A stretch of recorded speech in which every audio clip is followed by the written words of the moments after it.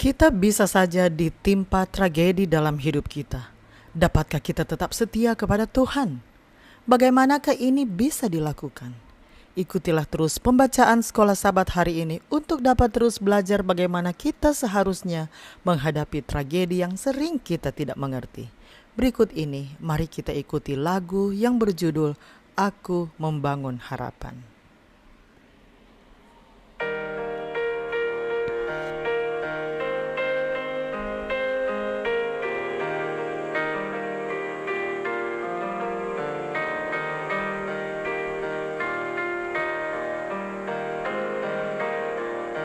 Aku membangun harapan dalam kebenaran Tuhan. Yang lain ku tak percaya, bersandar hanya padanya. Yesuslah batu karangku, semua yang lain takkan teguh, semua yang lain takkan teguh.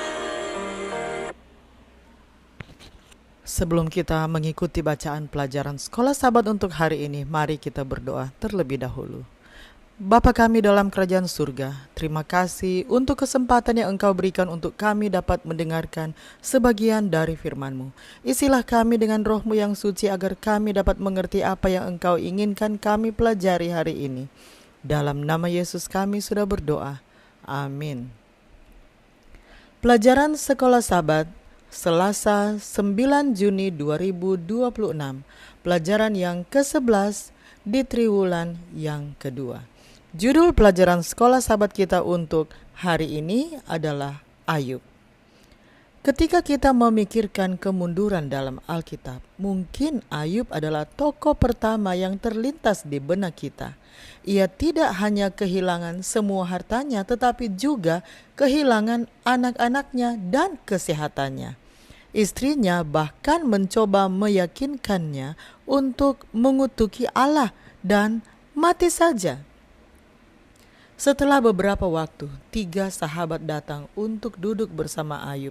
Mereka begitu terkejut melihat keadaannya hingga mereka duduk diam bersamanya selama 7 hari. Akhirnya, ketika mereka berbicara, mereka mencoba memberikan alasan manusiawi mengapa kemalangan seperti ini menimpa Ayub.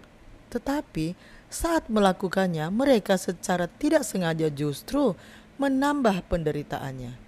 Ketiga sahabat itu menyalahkannya, mengatakan bahwa pasti ada dosa tersembunyi dalam hidup Ayub yang harus ia sesali. Bahkan mengatakan, sungguh demikianlah tempat kediaman orang yang curang, begitulah tempat tinggal orang yang tidak mengenal Allah. Bagaimanakah tanggapan Ayub?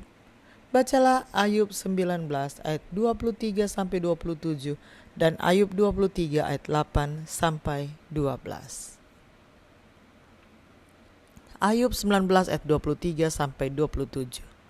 Kiranya perkataanku ditulis, dicatat dalam Alkitab, terpahat dengan besi pengukir dan timah pada gunung batu untuk selama-lamanya.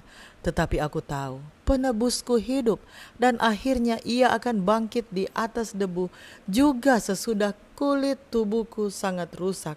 Tanpa dagingku pun aku akan melihat Allah, yang aku sendiri akan melihat memihak kepadaku. Mataku sendiri menyaksikannya dan bukan orang lain. Hati sanubariku merana karena rindu. Ayub 23 ayat 8 sampai 12. Sesungguhnya kalau aku berjalan ke timur, ia tidak di sana, atau ke barat, tidak kudapati dia. Di utara ku cari dia, ia tidak tampak. Aku berpaling ke selatan, aku tidak melihat dia, karena ia tahu jalan hidupku. Seandainya ia menguji aku akan timbul seperti emas. Kakiku tetap mengikuti jejaknya. Aku menuruti jalannya dan tidak menyimpang. Perintah dari bibirnya tidak kulanggar. Dalam sanubariku kusimpan ucapan mulutnya. Terlepas dari tragedi yang mengelilinginya dan fakta bahwa ia tidak memahaminya, Ayub tetap setia. Ia bertahan. Ia tidak menyalahkan atau mengutuki Allah. Sebaliknya, ketika tergoda untuk menyalahkan Allah, ia menyatakan, dengan telanjang aku keluar dari kandungan ibuku. Dengan telanjang juga aku akan kembali ke dalamnya. Tuhan yang memberi, Tuhan yang mengambil, terpujilah nama Tuhan. Ayub 1 ayat 21.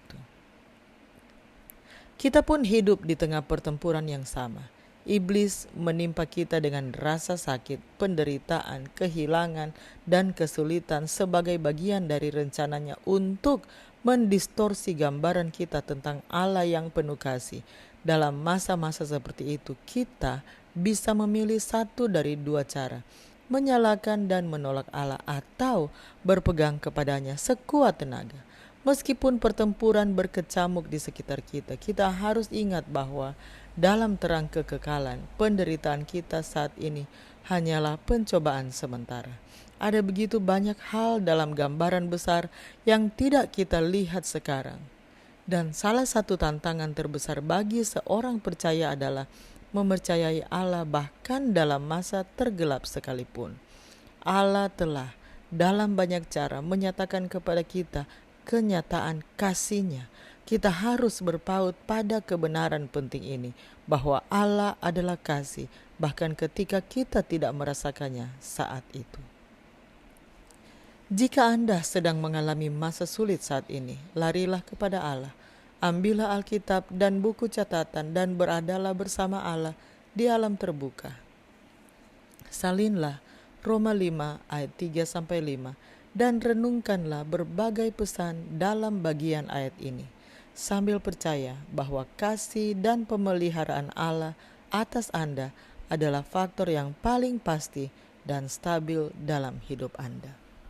Saya bacakan Roma 5 ayat 3-5. Dan bukan hanya itu saja, kita malah bermegah juga dalam kesengsaraan kita, karena kita tahu bahwa kesengsaraan itu menimbulkan ketekunan, dan ketekunan menimbulkan tahan uji, dan tahan uji menimbulkan pengharapan. Dan pengharapan tidak mengecewakan karena kasih Allah telah dicurahkan di dalam hati kita oleh Roh Kudus yang telah dikaruniakan kepada kita. Mari kita ikuti lanjutan lagu tadi sebelum saya tutup dalam doa.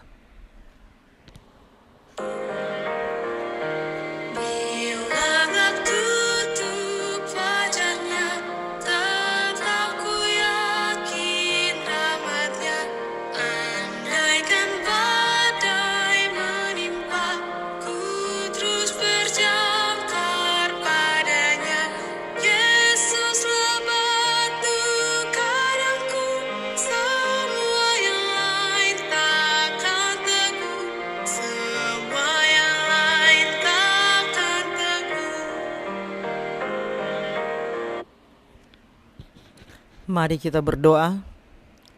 Bapa kami dalam kerajaan surga, kami memuji Engkau, karena Engkau adalah Allah yang Maha Tahu. Terima kasih untuk pelajaran hari ini yang kami baru saja pelajari bersama-sama dengan judul Ayub, di mana kami dapat mempelajari bagaimana teladan Ayub di saat dia mengalami tragedi dalam kehidupannya. Kami dapat diingatkan bagaimana dia terus mempercayai Engkau, mengasihi Engkau, tetap setia kepadamu walaupun dia berada dalam situasi yang dia sama sekali tidak mengerti. Terima kasih ya Tuhan untuk pelajaran hari ini yang Engkau izinkan kami pelajari pada saat ini. Kiranya Engkau dapat memampukan kami ya Tuhan untuk terus percaya kepadamu, bersandar kepadamu, walaupun kami berada dalam situasi yang sulit saat ini dan kami tidak mengerti mengapa hal itu terjadi. Mampukanlah kami ya Tuhan untuk tetap setia kepadamu dan kuat di dalam Engkau. Terima kasih untuk kasih setiamu bagi kami. Dalam nama Yesus kami sudah berdoa. Amin. Demikianlah bacaan pelajaran Sekolah Sabat Selasa 9 Juni 2026. Sampai bertemu di bacaan pelajaran Sekolah Sabat selanjutnya. Tuhan memberkati.